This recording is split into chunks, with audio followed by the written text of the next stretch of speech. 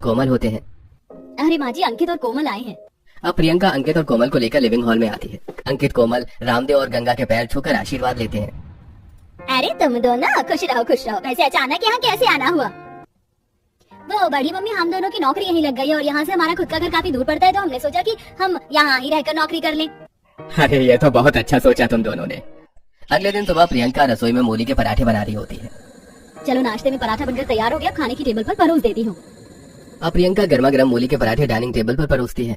अरे भाभी, ये सुबह सुबह नाश्ते में आपने पराठे क्यों बना दिए? कुछ हल्का बना लेती, जैसे पोहा, उपमा। हाँ, अब इतना हैवी नाश्ता करके हम ऑफिस में काम कैसे करेंगे? इसे खाकर तो हमें सिर्फ नींद आएगी। तुम्हारा तो ये पहला दिन है। सोचो, हम तो ये हैवी पराठे सुबह के नाश्ते में कई महीनों से खाते आ रहे हैं। वैसे भाभी, आज आपने ये किस चीज के पराठे बनाए नाश्ते में? नंद जी, आज मैंने मूली के पराठे बनाए। आप कह रही थी ना कि आपको हैवी हैवी महसूस हो रहा है, इसलिए मैंने मूली के पराठे बनाए। अब नाश्ते में आप मूली के पराठे खाएंगे तो पेट में बनी गैस झटपट खत्म हो जाएगी। प्रियंका, मूली के पराठे कौन खाता है? आलू गोभी मेथी तक तो ठीक था, पर तुम तो जो भी सब्जी देखती हो उसके पराठे ही बना देती हो। अरे इतना भी बुरा नहीं बनाए पराठा, खा ले, पेट का हाजमा ठीक रहेगा। सब मुंह बनाकर खा ही लेते हैं। अब ऐसे कुछ दिन गुजरते हैं और एक दिन गंगा लिविंग हॉल में बैठे अपने पति से अपने छोटे बेटे रमेश की शादी की बात करती है। हाँ गंगा, तुम ठीक कह रही हो, रमेश की उम्र अब शादी की हो गई है। इतने में वहाँ पर अंकित, रमेश, चेतन, कोमल, अनीता आकर खड़े हो जाते हैं। अच्छा, तो छोटे भैया की शादी की बात चल रही है? मेरी शादी का मुझे ही नहीं पता। अरे अभी हम लड़की ढूंढ रहे हैं, अगर लड़की मिल जाती है तो हम तुम्हें बताते ही। अच्छा, वो आपको लड़की नहीं मिली, अब हम आपको बताते हैं कि छोटे भैया के लिए कैसी लड़की चाहिए। ठीक है, बताओ। देखिए माँ, आपने बड़े भैया की शादी गांव की लड़की से तो करवा दी, जो हमारे टाइप की बिल्कुल नहीं है, ना ही हमारे टाइप का खाना बनाती है। इसीलिए अब आप हमारे लिए शहर की भाभी लेकर आइए, जो हमारे खाने पीने को अच्छे तरीके से समझे। हाँ बड़ी मम्मी, अनीता ठीक कहती है। ठीक है, अब जब तुम लोगों की यही राय है तो मैं पंडित जी से कहूंगी कि मेरे छोटे बेटे के लिए शहरी लड़की ही बताएं। अब अगले ही दिन पंडित एक शहरी लड़की का रिश्ता लेकर गंगा के घर पहुंचता है। देखिए गंगा जी, जैसा कि आपने कहा था कि आपको शहरी लड़की का रिश्ता चाहिए, इसलिए मैं वैसी ही लड़की का रिश्ता लेकर आया हूँ। बस थोड़ी सी दिक्कत है, लड़की काम करती है और काम करना भी उसकी मजबूरी है, क्योंकि उसके परिवार में उसके पिता नहीं है, भाई भी छोटा है, इसलिए भाई को पढ़ाने लिखाने और माँ का खर्चा वो अकेले ही उठाती है। कोई बात नहीं, लड़की काम काजी है तो अच्छा ही है, और जब उस लड़की ने अपने पियर को इतने अच्छे से संभाल रखा है तो ससुराल भी अच्छे से ही संभालेगी। अति उत्तम, काफी स्पष्ट विचार है। अब अगले दिन रामदेव गंगा लड़की वालों के घर जाते हैं और लड़के देखते हैं।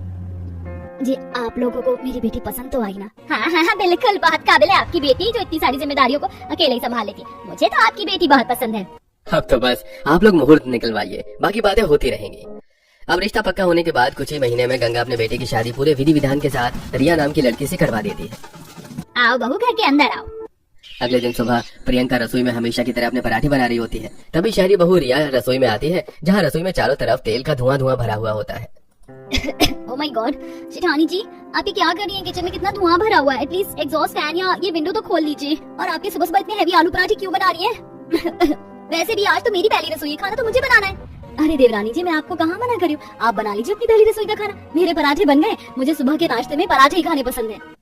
ठीक है, फिर भी अपने नाश्ते में कुछ हल्का बना लेती हूँ, लाइक ब्रेड पिज्जा, क्योंकि नाश्ता हल्का ही ठीक होता है। दूसरी तरफ डाइनिंग टेबल पर बैठा परिवार। आज तो शहरी भाभी के हाथ का नाश्ता मिलेगा। हाँ, मैं भी अपनी वाइफ के ब्रेकफास्ट का इंतजार कर रहा हूँ। वैसे खुशबू तो अच्छी आ रही है रसोई में। दूसरी तरफ रिया ब्रेड के स्लाइस पर टोमेटो, कैप्सिकम, अनियन, कॉर्न, चीज, बटर जैसी चीजों को डालकर माइक्रोवेव में रखकर ब्रेड पिज्जा बना रही होती है। कुछ देर बाद 8 से 10 ब्रेड पिज्जा बनकर तैयार हो जाते हैं और फिर अपनी जेठानी के साथ रिया भी डाइनिंग टेबल पर सबके लिए ब्रेड पिज्जा सर्व करती है। ब्रेड पिज्जा की खुशबू जैसे घर के सदस्यों के नाक में जाती है तो हो, क्या खुशबू आ रही है। अरे बहू, ये क्या बनाया है? खुशबू तो बहुत अच्छी आ रही है, पर समझ नहीं आ रहा है कि ये है क्या। पापा जी, मैंने ये ब्रेड पिज्जा बनाया नाश्ते में, खाकर देखिए ना पापा जी, ये ज्यादा हैवी नहीं है। अच्छा, अगर ऐसा है तो फिर एक ब्रेड पिज्जा मेरे भी प्लेट में रख दो। देख रही हो बड़ी भाभी, इसे कहते हैं नाश्ता, जो टेस्टी भी है और हेल्दी भी। सभी लोग ब्रेड पिज्जा खाना शुरू करते हैं। अंकित एक बाइट लेकर कहता है, सच में भाभी, आपने तो नाश्ते में ये ब्रेड पिज्जा बहुत स्वादिष्ट बनाया है। मुझे तो इसका स्वाद कुछ समझ नहीं आ रहा बड़ी बहू, तो मुझे अपने हाथ के पराठे ही खिला दे। जी माँ जी, ये लीजिए। अब कुछ लोग पराठे तो कुछ लोग ब्रेड पिज्जा खा रहे होते हैं। तभी रिया कहती है, वो माँ जी, मुझे कुछ कहना था। हाँ बहू बोलो। माँ जी, आज तो मेरी छुट्टी थी ऑफिस की, पर कल से मुझे ऑफिस ज्वाइन करना है। क्या ऑफिस? आप काम करेंगी तो मेरे साथ घर पर कौन रहेगा? फिर घर में भी इतने काम होते हैं। जेठानी जी, आप चिंता मत कीजिए, मैं सुबह का सारा काम निपटा दूंगी, आप बाकी टाइम का देख लीजिएगा। ठीक है। इसी तरह अगले दिन सुबह रिया के कमरे का अलार्म बजता है। अरे रिया उठो, देखो तुम्हारा अलार्म कब से बज रहा है। हाँ हाँ, उठ गई बस। रिया नहा धोकर रसोई में आती है, जहाँ प्रियंका अपने गर्मा गर्म पराठों को रोटी गैस में रख रही होती है। रिया कहती है, जेठानी जी आपने पराठे क्यों बनाए? मैं सुबह का नाश्ता बना तो रही थी। तब प्रियंका, अरे ये सब तो बस मैंने अपने लिए बनाए थे, तुम जानती हो ना मुझे पराठे बहुत पसंद है। ठीक है, वैसे मुझे भी बहुत लेट हो गया, एक काम करती हूँ, आज भी मैं नाश्ते में ब्रेड पिज्जा ही बना देती हूँ। अब रिया फटाफट ब्रेड के स्लाइस पर टोमेटो, कैप्सिकम, अनियन, कॉर्न, चीज, बटर जैसी चीजों को डालकर माइक्रोवेव में रखकर ब्रेड पिज्जा बनाती है और डाइनिंग टेबल पर सर्व करती है। अरे वाह रिया, आज फिर तुमने नाश्ते में ब्रेड पिज्जा बनाया है। सो यम्मी भाभी। चलो बहू, अब हमें भी अपने हाथ के पराठे और ब्रेड पिज्जा खिला दो। जी पापा जी। अब सभी नाश्ता करवा के रिया ऑफिस चली जाती है। वहीं प्रियंका गंदे कपड़ों को धोने में लग जाती है। कुछ देर बाद प्रियंका को सब्जी वाले की आवाज आती है। प्रियंका बालकनी में आकर घर के बाहर झांकती है। अरे इस पर तो ताजी ताजी सब्जियां मिल रही हैं, जाकर खरीद लेती हूँ। पराठे बनाने के लिए सब्जियां वैसे भी खत्म हो गई हैं। अब प्रियंका पैसे लेकर घर के बाहर आती है और आलू, पालक, मटर, गोभी खरीदती है। कितने रुपए हुए भैया? जी पूरे 300 रुपए हो गए हैं। ठीक है, ये लीजिए। दूसरी तरफ शाम को ऑफिस से घर लौटती रिया किराने की शॉप के बाहर खड़ी होकर, घर में ब्रेड, मक्खन, कॉर्न, चीज सब कुछ खत्म हो गया है, काम करती हूँ यहीं से खरीद लेती हूँ। वैसे भी घर वालों को ब्रेड पिज्जा सुबह के नाश्ते में बहुत अच्छा लगा था, कल भी वही बना दूंगी। अब रिया सामान लेकर घर आती है। कुछ देर बाद सारा परिवार खाने की टेबल पर बैठता है, जहाँ रात के खाने में प्रियंका सबके लिए आलू भरी पूड़ियाँ, उसके साथ छोले की रसदार सब्जी डाइनिंग टेबल पर परोसती है। अरे वाह, क्या खुशबू आ रही है आलू की पूड़ियों से। हाँ सच में खुशबू तो अच्छी आ रही है। क्या भाभी, कम से कम आप तो ऐसा मत बोलिए। क्या हुआ अनीता? अरे क्या होगा भाभी, रात के खाने में इतना तेल कौन खाता है? नाश्ते से पीछा छूटा तो रात का खाना इन्होंने इतना हैवी बना दिया। अरे इतना भी हैवी नहीं है नंद जी, हमारे गांव में तो ऐसी आलू की पूड़ियाँ लोग एक साथ 10-10 खा लेते थे। बस करिए भाभी, आपकी तो गांव की कहानियां ही खत्म नहीं होती हैं। भूख लगी थी तो सबने मन मारकर प्रियंका का खाना ही खा लिया। इसी तरह अगले दिन सुबह रिया की आंख नहीं खुल पाती और वो जल्दबाजी में सुबह का नाश्ता तैयार करती है। नाश्ते में आज फिर ब्रेड पिज्जा ही होता है, लेकिन इस बार घर के लोग, अरे ये कैसा ब्रेड पिज्जा बनाया आज, सारी सब्जियां कच्ची हैं। हाँ भाभी, आज तो आपका नाश्ता बहुत खराब बना है। अरे पर मैंने तो इतनी मेहनत से बनाया है। अरे काम के चक्कर में तुम तो खाना पीना भी अच्छे से नहीं बना रही हो। अब रिया को अपने पति की बात का बहुत बुरा लगता है, लेकिन वो बिना कुछ कहे कोट पैंट पहने ऑफिस चली जाती है। इसी तरह रात को जब प्रियंका खाने की टेबल पर गर्मा गर्म मटर की कचौड़ी, आलू की कचौड़ी, पूरी सब्जी बनाकर डाइनिंग टेबल पर रखती है तो फिर घर के सदस्य, प्रियंका इतना ऑयली खाना कल ही तो समझाया था तुम्हें। भैया पता नहीं इन दोनों को क्या हो गया है। शुरू में तो रिया भी अच्छा नाश्ता बना रही थी, पर आज तो उसने भी बकवास नाश्ता बनाया था। तुम लोगों को बना बनाया मिल जाता है तो तुम बहुत कमियां निकालते हो। ला बहू, मुझे दे, मैं तो खा लूंगी जो बना है। हाँ बहू, मैं भी खा लूंगा। अब सबके खाने के बाद दोनों ही देवरानी जेठानी रसोई में बर्तन धो रही होती हैं। क्या हुआ देवरानी जी, इतनी तेजी से बर्तन क्यों पटक रही हो? तो और क्या करूं जेठानी जी, देखा नहीं आपने कैसे ये लोग हमारे खानों में कमियां निकाल रहे थे। अरे देवरानी जी, आपका तो ये पहली बार है, मेरे साथ तो ऐसी चीज काफी समय से होती आ रही है। जेठानी जी आपकी गलती है, आपको पहले दिन ही जवाब देना चाहिए था। आपने जवाब नहीं दिया, इसीलिए तो ये लोग इतना बोल पा रहे हैं। पर अब बस और नहीं, चलिए मेरे साथ बाहर आइए। प्रियंका रिया के साथ बाहर आती है, जहाँ सभी लोग हॉल में बैठे होते हैं। मेरी बात ध्यान से सुनिए, अंकित जी, कोमल, अनीता, रमेश और जेठ जी, आपको हमारे हाथ का खाना पसंद नहीं आता है ना? ठीक है, आज से हम आपके ही पसंद का खाना बनाएंगे, पर उस खाने को बनाने की सामग्री आप हमें बाहर से लाकर खुद दीजिएगा। हाँ ठीक है, इसमें कौन सी बड़ी बात है। हाँ मैं भी ले आऊंगा। हाँ मैं भी ला दूंगी। अगले दिन सुबह रिया अपने कमरे में 5 बजे अपने पति को उठाते हुए, अरे कैसे कुंभकर्ण की तरह सो रहे हो? जल्दी बताओ तुम्हें क्या खाना है और फिर उस खाने की सामग्री भी लेकर आओ। अरे पागल हो गई हो क्या, मैं सो रहा हूँ अभी। दूसरी तरफ बाथरूम में नहाते चेतन का दरवाजा पीटती प्रियंका। अरे नहाते ही रहोगे, अपनी फरमाइश का खाना बनाने का सामान भी ला कर दोगे? जल्दी करो, मुझे अपने लिए पराठे भी बनाने हैं।